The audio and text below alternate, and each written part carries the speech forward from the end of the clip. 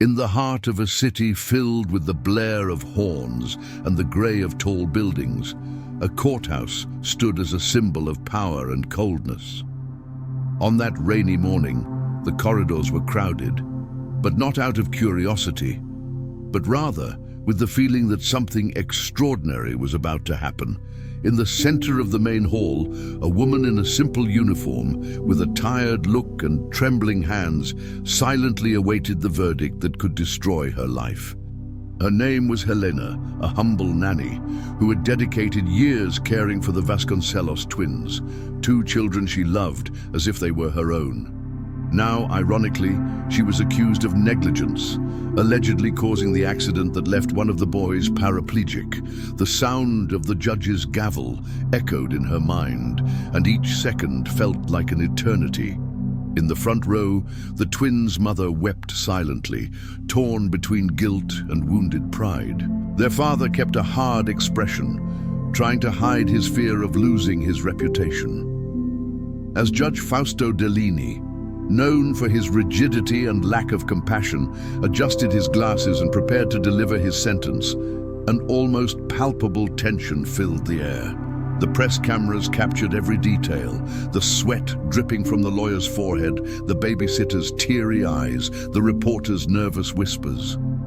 And it was at that moment, when the silence became too heavy, that a child's voice broke the air of tragedy. "Your Honor, if my nanny is free, I promise I'll walk again." Everyone turned, astonished, to the little Gabriel, just 8 years old, sitting in a wheelchair.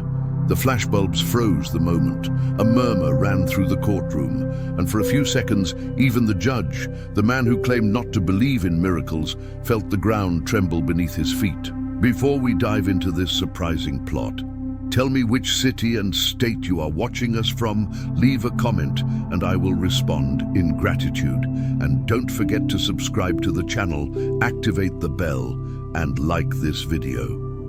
We want to share more stories like this. The clock on the wall read 9 o'clock in the morning when the courthouse doors opened and Helena entered, escorted by 2 officers. Her simple presence contrasted with the luxurious surroundings, white marble, gleaming columns, and the golden coat of arms of the state hanging over the judge's head. Her every step echoed like a sentence being delivered in advance. There was something cruel in the way people looked at her, as if they already knew the outcome, as if she were guilty before a word was even spoken. Television cameras were positioned at strategic angles, hungry for emotion, while reporters whispered what many wanted to hear. "She's the nanny from the twins case, the one who left the boy paraplegic." Helena lowered her head, clutching the scarf she'd been wearing since her first day working in that house, a scarf that belonged to the twins themselves. She clutched it between her fingers as if it were her last defense against the world. In her heart, the love for the boys, Gabriel and Rafael, was still what kept her going. She remembered their laughter, the crooked drawings they'd made, the nights they'd slept cuddled up to her, calling her Aunt Lena. Now, those same childish eyes were distant, lost in a crowd of adults who no longer knew what it meant to believe. In the audience, the murmur grew louder as Judge Fausto Dellini entered. A man in an impeccable suit, with an imposing posture and a cold demeanor, he was known as the judge who never let himself be carried away by emotions. It was said that Fausto didn't believe in miracles, nor in second chances. His outlook was that of someone who saw the world in black and white, right or wrong, guilty or innocent, winner or loser. When he struck the gavel for the first time, the sound reverberated like thunder. Hearing commenced. The state against Helena Cardoso, accused of gross negligence resulting in the permanent disability of the child Gabriel Vasconcelos. The prosecuting attorney immediately stood up, an elegant man with a voice trained to sound convincing. "Your Honor, this woman, though seemingly docile, was responsible for an act that destroyed a family. This defendant's recklessness, carelessness, and irresponsibility cost the health of an innocent child. His words cut through the air like blades, and the audience murmured in approval, unaware of the truth. Helena felt her body tremble, but she kept her gaze fixed on the ground. The attorney continued. Witnesses state that Mrs. Cardoso was distracted by her phone while the children were playing in the garden. That's when little Gabriel fell down the stairs, hitting his back. From that moment on, his life, and that of this family, was never the same. Helena swallowed hard. Her mind screamed, but her voice remained stuck in her throat. The memory of that day burned inside her like a recurring nightmare. There was no phone. There were screams.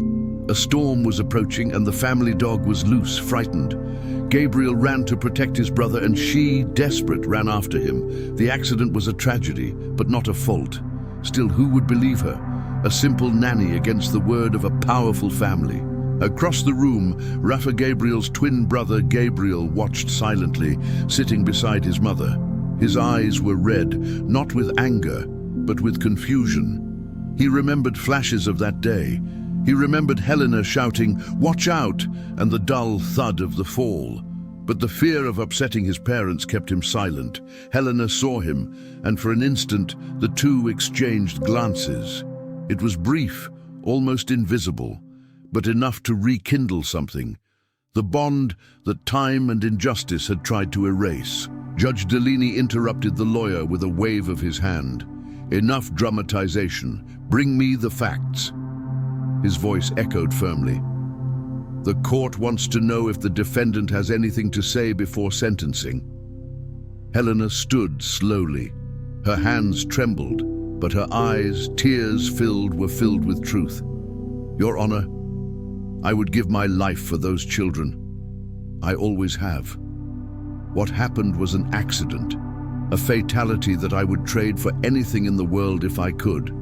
I would never risk the lives of those I consider my own children." The judge remained motionless. Not a muscle moved. The audience whispered, "She's lying." "Look at the tears, typical theater."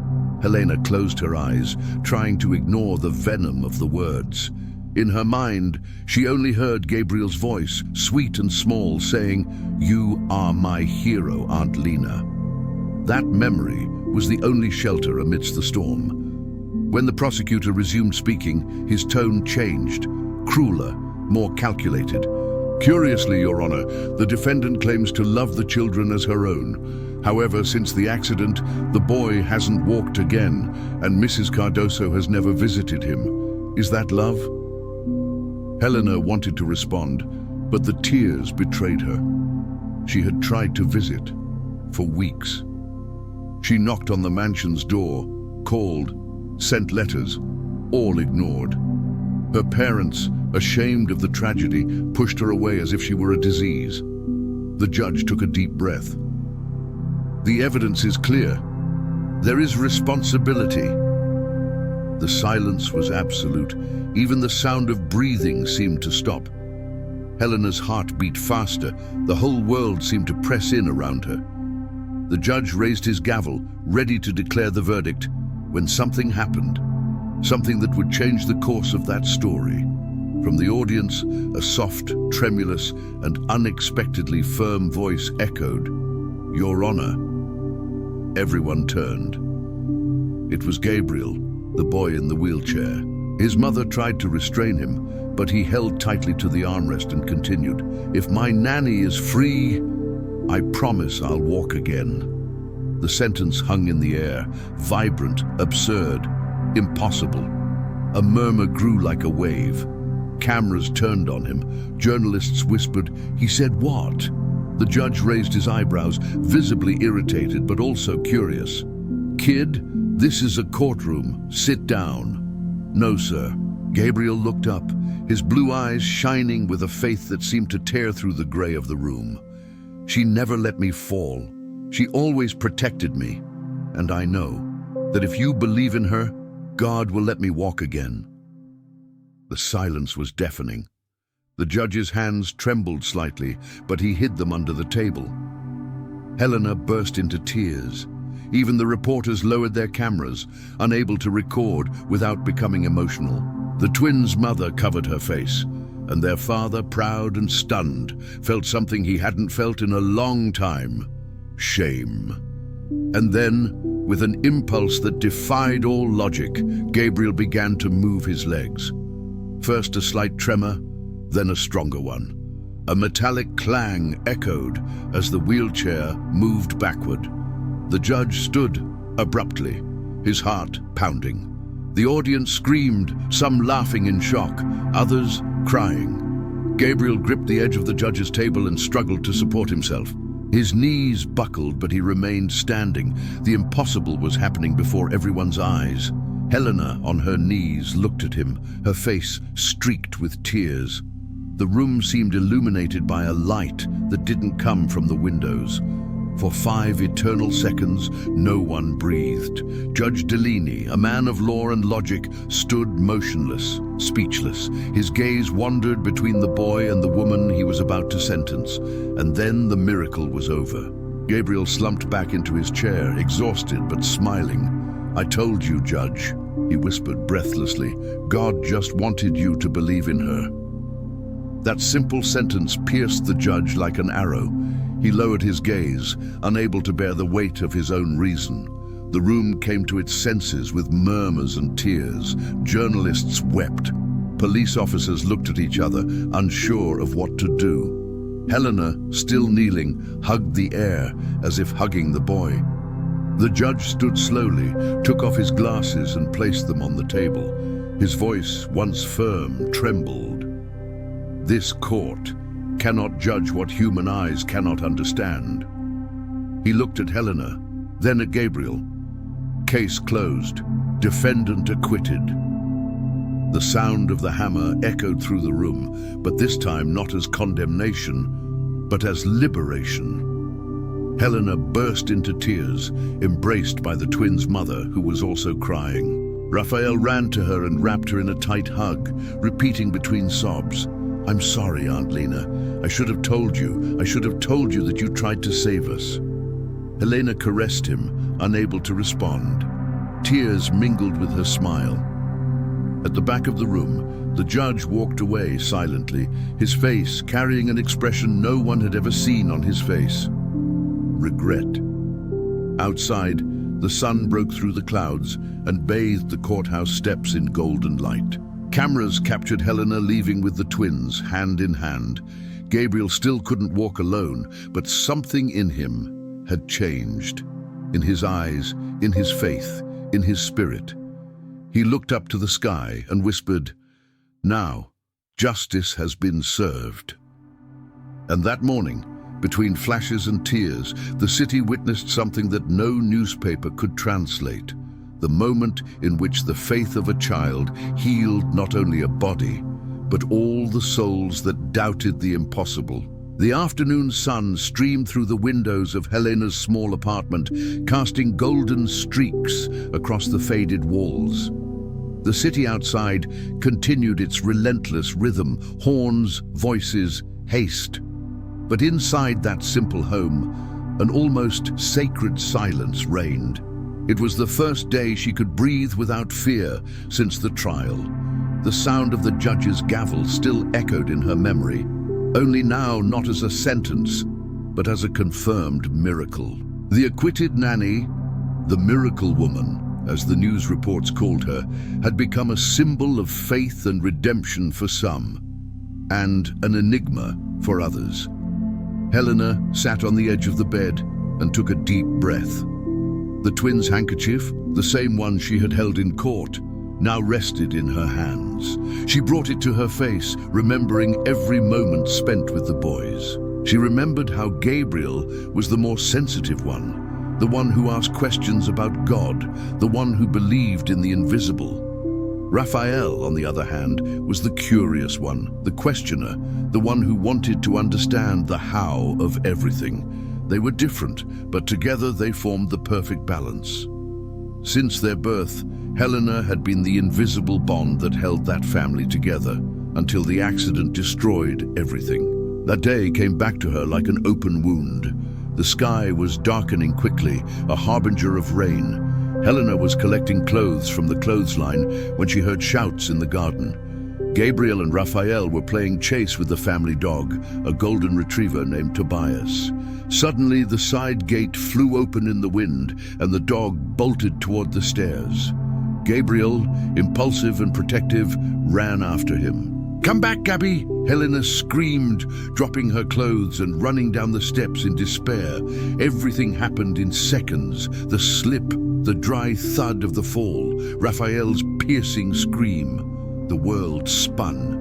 Helena still remembered the boy's body, motionless on the marble steps, his open eyes, the panic in his mother's screams upon arrival. She tried to explain, begged, cried, but no one would listen. Her father, overcome with rage, pointed his finger and said, "You should have been careful. You should have prevented this." Those words burned like a hot iron. And so began the ordeal. The hospital, the accusatory looks, the distorted headlines, the cruel silence of her employers. She was fired without the right to defend herself, carrying alone the weight of a tragedy that had broken her heart. Now free, Helena felt relief and pain walking side by side. She knew Gabriel's miracle had touched the entire city, but even deeper was what he healed within her: lost faith, wounded love, forgotten dignity. Even so, a part of her heart trembled. She knew that the Vasconcelos, especially her father, Dr. Enrique Vasconcelos, would not easily accept the public humiliation of having been contradicted in front of the entire country. As she thought this, a soft knock on the door made her shiver. It was late, almost night. Helena walked to the door and, upon opening it, saw something that made her cry silently. The twins, holding hands, with shy looks and tears in their eyes. Gabriel smiled first. "We came to stay with you, Aunt Lena." Raphael finished, more subdued. "Mommy and Daddy let us. They said you deserve forgiveness and gratitude." Helena fell to her knees, hugging them both tightly, unable to say anything. The handkerchief she was holding fell to the floor, now wet with the tears of 3 hearts reunited. That night, the small apartment filled with life again. Helena prepared rice and chicken, and the boys helped her set the table. Gabriel still used his wheelchair, but he insisted on trying to get up from time to time, testing his balance, believing he could walk. "You already made me walk once, Aunt Lena. I just need God to let me do it again." She smiled, running her hand through his hair. "You already walk with your heart, my love. The rest will come in due time." Raphael watched silently, as if trying to understand what his brother was feeling. That innocent faith intrigued him. "Do you really think it was God, Gabby? What if it was just a scare, a spur-of-the-moment thing?" Gabriel looked at him serenely. "It was God, yes, but not just for me. It was to show the judge that the truth exists, even when no one believes it." Helena watched the two argue tenderly, as if life were trying to return to what it was, only now with scars, with precocious maturity, and a stronger faith than before. In the following days, the apartment became a refuge. Helena, the twins, and even Tobias, the dog the boys had secretly brought, began to enjoy simple moments. Breakfasts of bread and laughter, afternoons of music, nights of prayer. Gabriel's physical therapy progressed slowly, but each small movement was celebrated as a victory. Raphael began drawing stories inspired by the Nanny. He said he was going to write a book called The Woman Who Made the Miracle Happen. But like all peace, this one would be tested. One morning, when Helena went to get milk from the bakery, she noticed strange looks from people on the street. Whispers, malicious smiles. On the newspaper hanging on the stand, a headline read, "Miracle or Manipulation? The Helena Cardoso case divides the country again." The report insinuated that the miracle was staged, that the child had been psychologically induced by the nanny. It was even rumored that she had received money from churches interested in using the case as publicity. Helena felt the ground disappear. She returned home, trembling with the newspaper in her hands. When she entered, the boys saw the despair on her face. Raphael took the newspaper and was outraged. "That's a lie. They're making it all up." Gabriel, however, simply closed his eyes and whispered, "Leave it, Rafa. The truth doesn't need explaining. God saw it." Helena hugged them both, but a fear grew within her, of reliving the trial, of seeing the miracle become a source of mockery. That same afternoon, a firm knock on the door broke the silence.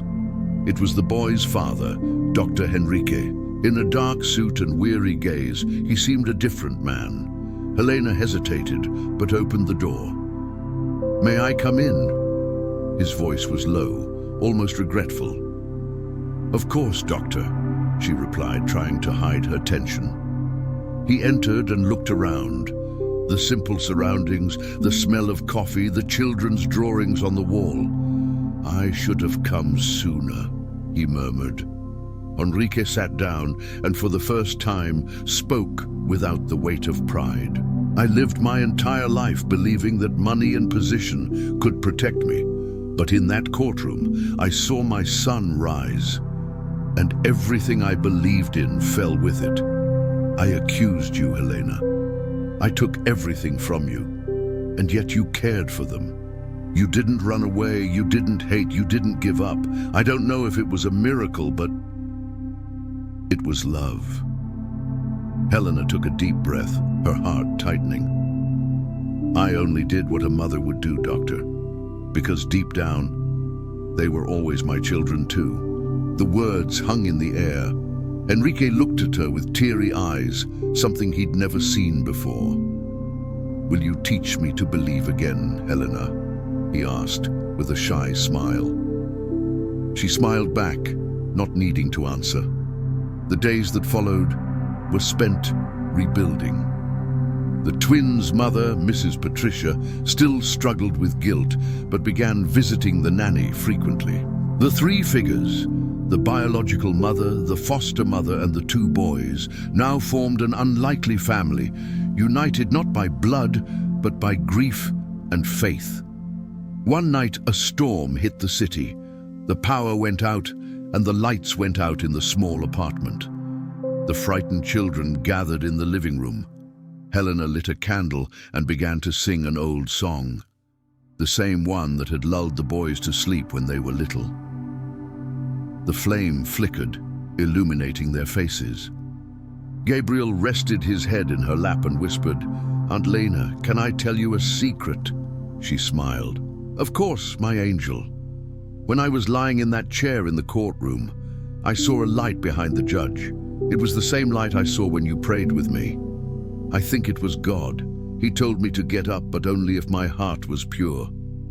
And I thought of you. That's why I was able to do it." Helena wept silently, kissing the top of his head. In that moment, the thunder outside seemed distant. All that mattered was that small, ongoing miracle: love. But fate wasn't finished with them yet. The next day, a court summons arrived in the mail. It was a new lawsuit, this time against the state. Judge Fausto Dellini had been temporarily removed. Some colleagues accused him of bias and of allowing religious fantasies in his courtroom. Helena felt her heart sink. "They want to erase the miracle," she murmured. Raphael, more rational, clenched his fists. "Then we show the truth," Gabriel nodded, that serene gleam in his eyes. "We make the world believe, Rafa, just like the judge believed." And so began the second chapter of the story. The fight no longer for a woman's freedom, but for the faith of an entire city. A miracle had happened, but now it was time to prove that love, when true, needs no witnesses. As the rain stopped outside, Helena looked at the sleeping twins and whispered, "They can try to erase what happened, but no one can erase what God wrote." The candle flame slowly died, and the room plunged into darkness. Outside, the city lights shone again, as if the sky announced that despite the storms, hope would remain burning. within them and in the hearts of those who still believed in the impossible. The news of Judge Fausto Dellini's removal spread through the streets like a spark through dry powder, and what once seemed like the epilogue of a tragedy turned into a miracle became the prologue to a new war. The war of those who wanted to turn what happened into a spectacle, and the intimate war of those who, deep down, begged for the meaning of that event, not to be crushed by public doubt. Within days, TV shows, radio stations, newspapers and timelines were filled with experts trying to explain the 5 seconds that made the boy's legs tremble before an entire room of skeptics. Rich and poor, believers and cynics, doctors and jurists disputed a parallel verdict on the truth, while a disciplinary committee opened proceedings against the judge for conduct incompatible with the sobriety of justice. Begin. Cameras invaded the sidewalk of Helena's small building, and reporters raised hypotheses as cold as the courthouse's stones: conditioning, mass hysteria, malingering on the boy's part. She kept the curtains half open, took a deep breath, and held the boy's handkerchief like one holding an anchor in a stormy sea, while Gabriel and Raphael, at the table with notebooks and pencils, scribbled memories so as not to forget what truly matters. The hand their nanny held out on the day of the accident, the prayer whispered in their nighttime fears, the glow of a love that pulled them back whenever the world tried to push them away. Across town, Fausto Dellini retreated into silence for the first time in decades. In the dim light of his empty office, he touched the wooden top where he had rested his gavel for so many years and relived, as if witnessing life itself, the moment the boy made him see that beneath every cold letter there is flesh and tears, and the law, when it forgets this, becomes nothing but stone. In the first act of this new battle, the committee scheduled a public hearing to examine the judge's emotionally contaminated conduct. The room, smaller than the courthouse, was too cramped for so much curiosity disguised as zeal, and the press lined up like birds waiting for carrion. The prosecutor in charge of the case, young, with a practiced smile, her voice like a blade wrapped in silk, projected on a large screen still images from that day. Helena with her hands clasped, her father's hard face, her mother's broken heart, and, above all, the frame in which Gabriel pulls himself to the edge, supports himself and stands up. This, gentleman, is a typical episode of psychosomatic reaction with a strong mimetic effect, she said, citing articles, graphs and studies, trying to fit the impossible into the comfort of statistics. When the defense asked for the full excerpt to be shown, with audio, the room plunged into an almost religious silence. The boy's whispered voice could be heard, "If my nanny is free, I promise I'll walk again." And as if the sound summoned something, even in that shaky recording, the collective breath faltered, repeating the original shock. The prosecutor chuckled, returning the coolness to the table, and called an expert who explained synapses as if describing hinges. And for a moment it seemed the audience would push the miracle against the wall of definitions. It was then that Raphael asked to speak. It wasn't on the agenda, it wasn't in the world's script, but the truth, when it finds courage, breaks through agendas. The boy stood up slowly, his voice firm in a trembling body, and said he didn't want to discuss what a doctor didn't see, but rather what a heart witnessed. She always protected us. On the day of the accident, she ran before everyone else. I saw it. I heard the scream. And it was for me that Gabriel ran, not for Tobias, not as a joke, for me. The sentence chipped the veneer of the comfortable narrative. Suddenly, it became impossible to talk about a case without talking about real people, real wounds, real guilt and fears that cannot be contained in reports. From the hospital where a doctor who had been monitoring Gabriel since the fall worked, came the second act. Old exams were removed from the archives, and reports, until then read like verdicts, gained nuance when compared with the boy's recent developments. There is no exact explanation for the production of voluntary force we saw that day, said the orthopedist, finally human, without the need to lock away what science still has no key to. The prosecutor, irritated by the honest hesitation, returned to what she dominated: intent. Even if there is no proof of simulation, there was inappropriate emotional stimulation encouraged by the defendant and indulgently endorsed by the judge. That is what we are dealing with. At that point, Helena, sitting in the back, stood up, excused herself, and crossed the room with steps like someone crossing a river of fire. She stopped before the microphone and didn't speak. She narrated. She recounted the mornings of bread and prayer, the night of the storm, Tobias's barking and the slamming of the gate, the scream that preceded the fall, and the silence that followed the crash, and concluded by saying that if love is a crime, she accepts a life sentence because she would love those boys for the rest of her life without asking for absolution. There was no theatricality in her voice. There was weariness and a sweetness that survived the lash. And just when it seemed the hearing would return to protocol, a shy maintenance worker asked permission to speak.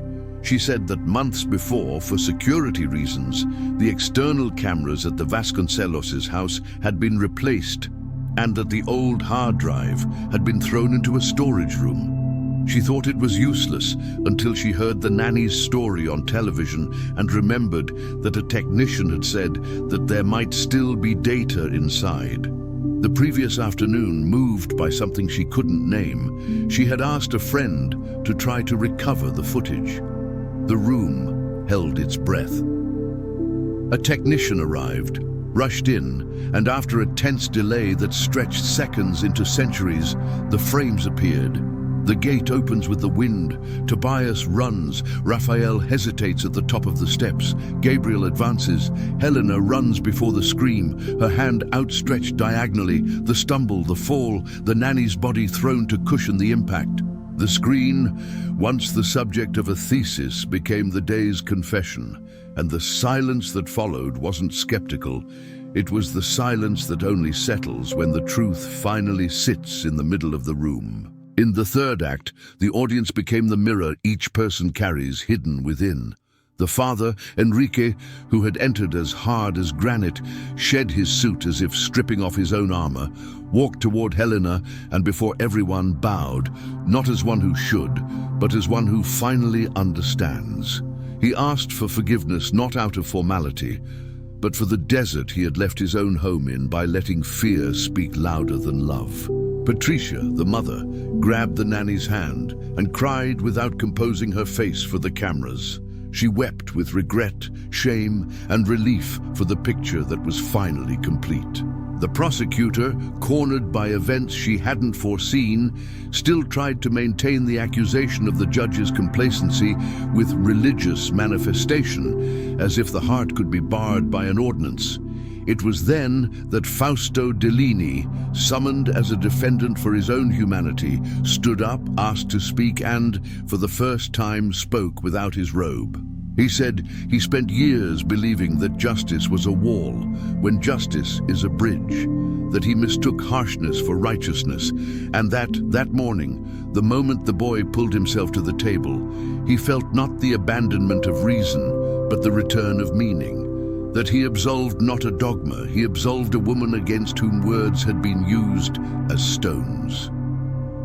And before the committee deliberated, he surprised everyone.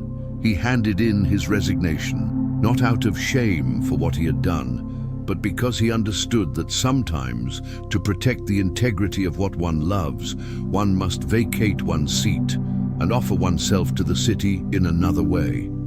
He proposed, right then and there, that the compensation they intended to extract from him as a sanction be transformed into the seed for a rehabilitation and child protection center with the most just name he could find, Aunt Lena's house. The impact wasn't headline-grabbing, it was soul-crushing. There were no winners or losers, there were people who in the end put things right. And, like every script in which life decides to audit our understanding of miracles, the final scene of this block didn't fit within the small walls of the audience. It crossed the city. In the courtyard of a public hospital, the one where Gabriel received physical therapy and where children from forgotten neighborhoods waited for hours for care that almost never came, white tents were set up, parallel bars were improvised. Professionals who had sworn to serve life gathered and for once remembered that their oath was greater than their shifts. Helena arrived with the twins holding hands, without cameras by invitation, but with them inevitable at the edge of the crowd, and looked around as if recognizing sacred ground in the ruins. Delaney, without a gown, held forms and called donors. Enrique organized lines. Patricia rocked small children. The maintenance worker, the stranger who found the hard drive like someone finding a golden thread in a muddy river, distributed water and smiles. Gabriel, standing before the bars, took a deep breath. He didn't stand up as he had on the day of the trial. He didn't need to prove anything to the world. He only needed to be faithful to what he'd heard that stony morning. Rise when your heart is pure. He braced himself, concentrated, and one step, just one step, drew in the shadow of the ground a line he couldn't yet walk alone, but which now existed indelible, like a promise. Raphael, beside him, revealed a secret that had been devouring him. He said, in a whisper, that it was he who left the gate open, that it was his panic that pushed the scene into the abyss, that his guilt had been drowning him ever since. Helena wrapped her arms around him and replied, with a calm that seemed ancient, "Guilt is a house where we don't live. We pass, learn, and move on." The boy burst into tears, and in his washed face, something of the child returned, free at last. The people there witnessed the kind of event no camera can capture. There is no playback for reconciliation, no replay for the moment when forgiveness changes the locks of fate. The city, so accustomed to courts, headlines, and closed diagnoses, saw that sometimes the miracle lies not in violating the rules of the body, but in restoring the order of the heart. And as the afternoon faded into gold over the white canvas of the makeshift site, the hand-painted sign at the entrance to the site fluttered in a gentle breeze. Casa Tia Lena, where justice meets love. Time passed, and the city learned to pronounce the name Aunt Lena's house with a kind of quiet respect, the kind that doesn't impose itself, it comes from within.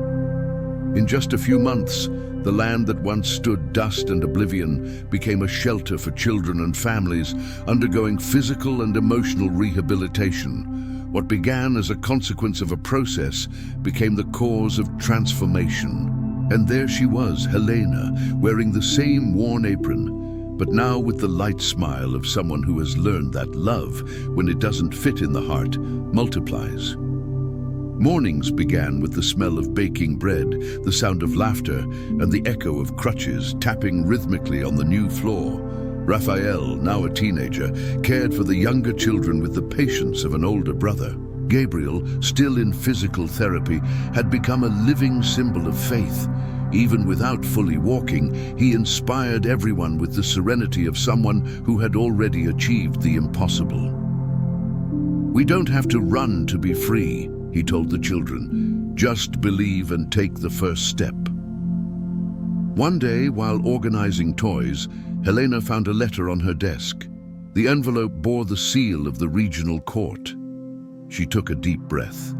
Outside, the golden light of dusk filtered through the curtains, painting the room the same color as the morning of the miracle. She opened it slowly. It was a letter from Judge Fausto Delaney. "Helena, I've wanted to write to you for a long time. Since that day, I've been trying to understand what justice truly means. I've discovered that it's not found in decrees or codes, but in the courage to listen to what your heart is trying to say before the world silences it. I'm leaving the judiciary permanently. I've dedicated myself to volunteering and teaching young judges. I want them to know that the law is just a tool, not the end. Thank you for reminding me that there is still purity in the eyes of those who believe. Fausto." Helena read the letter with tears in her eyes. She felt at peace. The man who had once represented the coldness of the system now dedicated his life to compassion.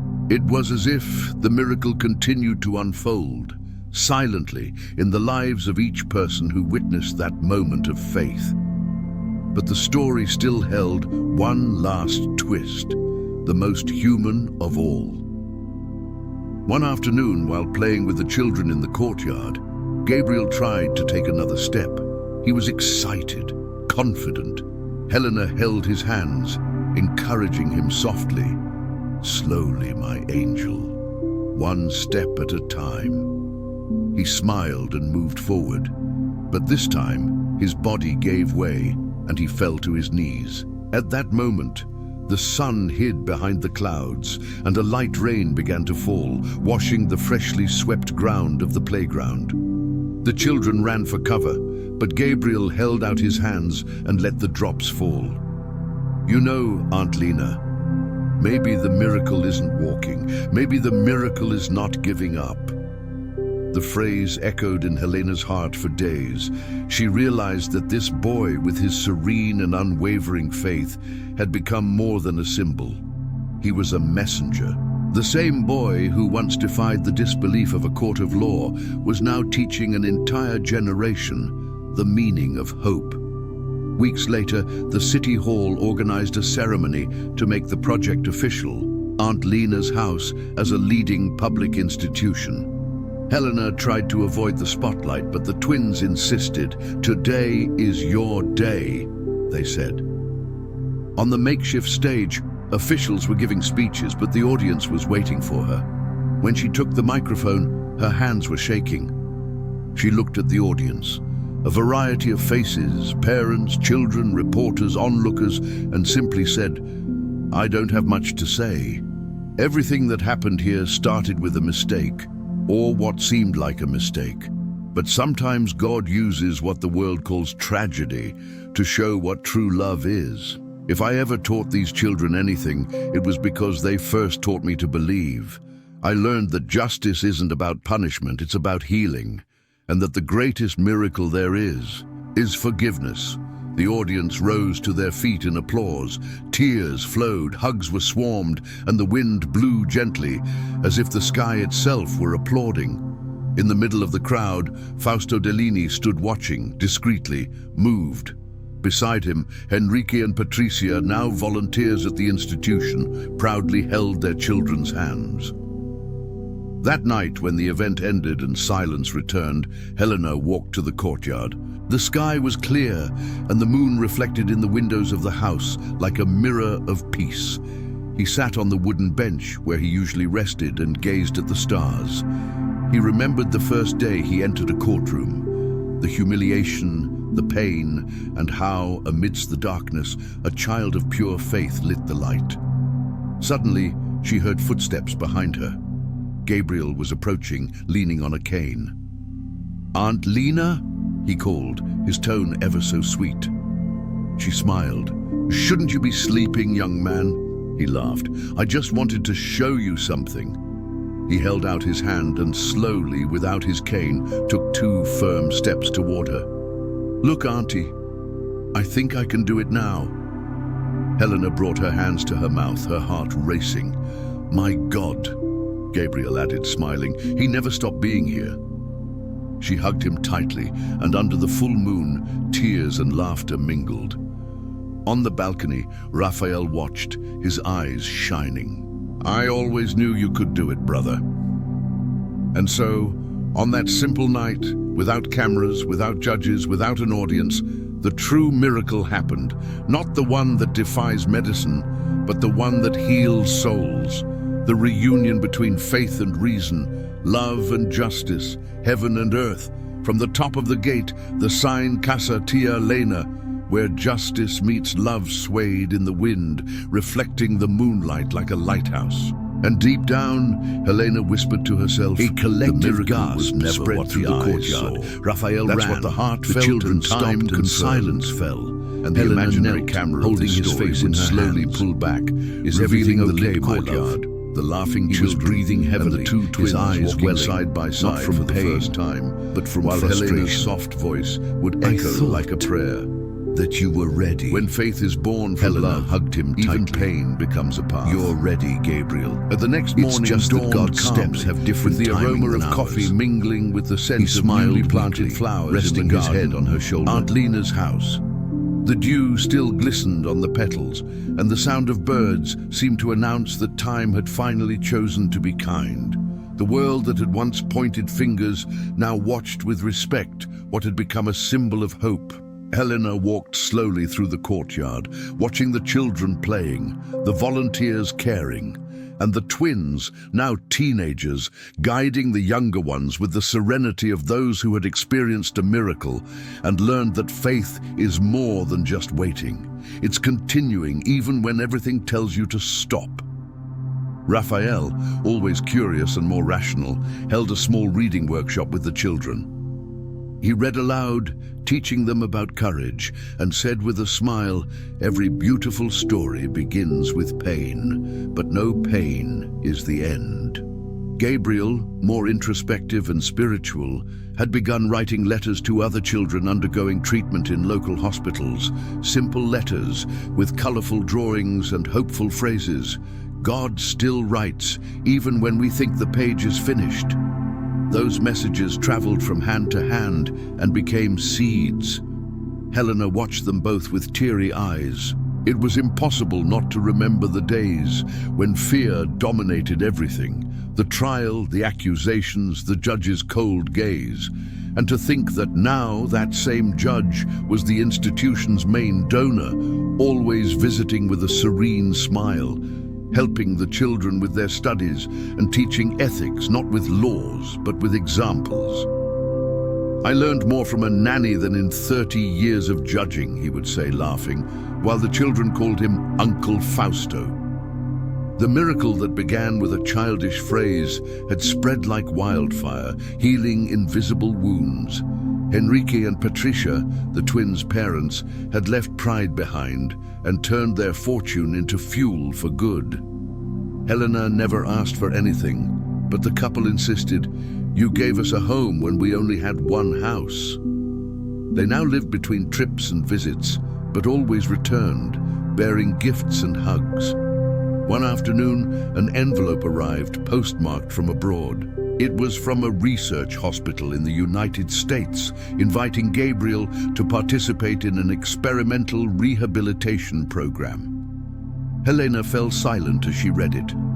Her heart was torn between the fear of seeing him leave and the pride of seeing him fly. That evening, they all gathered on the porch. "Aunt Lena, I want to go," Gabriel said, his voice sweet and determined. "But only if you promise to continue taking care of this place." She smiled, caressing his face.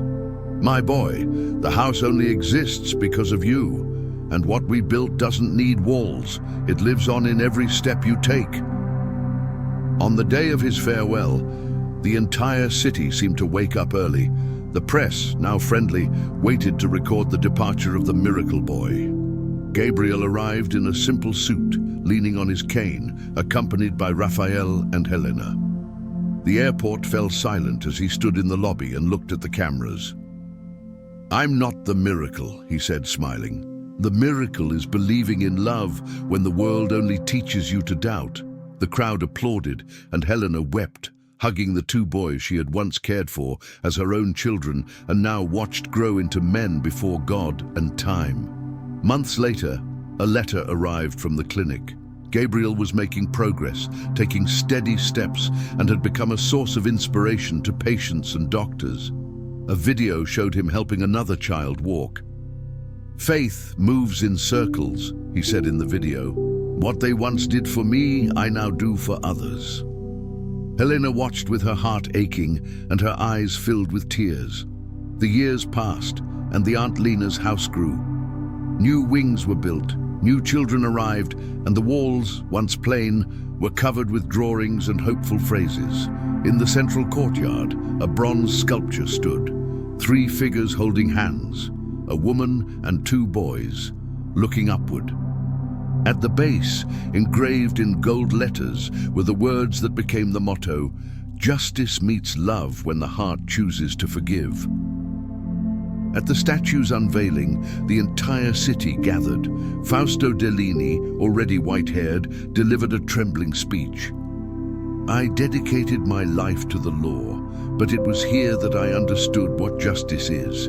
It isn't served in courts, but in gestures like Helena's, who chose to love when everyone wanted to accuse." Helena smiled discreetly, moved. At the end of the ceremony, the sun set on the horizon, bathing everything in gold. The wind swayed the entrance sign, sending the sound of children's laughter through the air. Helena walked to the garden, where white flowers, Gabriel's favorite, bloomed in the soft afternoon light. She closed her eyes and whispered a simple prayer. "Thank you, God, for turning pain into a path, injustice in testimony, and tears into seeds of love." Suddenly, a stronger breeze blew, and the flowers swayed as if in response. Helena smiled. Deep down, I knew I wasn't alone. The miracle that began in a cold, disbelieving courtroom lived on, not in headlines, but in small gestures. A child smiling again, a family reconciling, a judge learning to listen to his heart. As night fell, the lights in the house came on one by one. The children retired, and the courtyard fell into a serene silence. Helena sat on the same wooden bench she'd remembered so many times. Raphael appeared with 2 cups of tea. "Aunt Lena, remember when Gabby said the miracle was not giving up?" She laughed softly. "How could I forget?" He sat beside her, gazing up at the starry sky. "Then I guess the miracle keeps happening." Helena rested her head on his shoulder, and together they lay there, peacefully, watching the stars reflect off the windows of the house born of love. In the distance, the sound of children laughing echoed like a soft chorus. The imaginary camera slowly rose, revealing the sleeping city, the gate with its illuminated sign, and above it, a final sentence that seemed written by the sky itself. "Love is the only judgment that saves." Tatkanam. And if this story spoke to your heart, don't keep it to yourself. Also share this video with someone you love. Click now, like this video, subscribe to the channel, and activate the bell so you don't miss any of the upcoming stories that we are already preparing with great care for you. Remember, every like, every subscription, and every comment helps us reach more people and keep this mission of touching hearts through stories alive. So be part of this family that grows every day, and never forget, you too are the protagonist of your own story.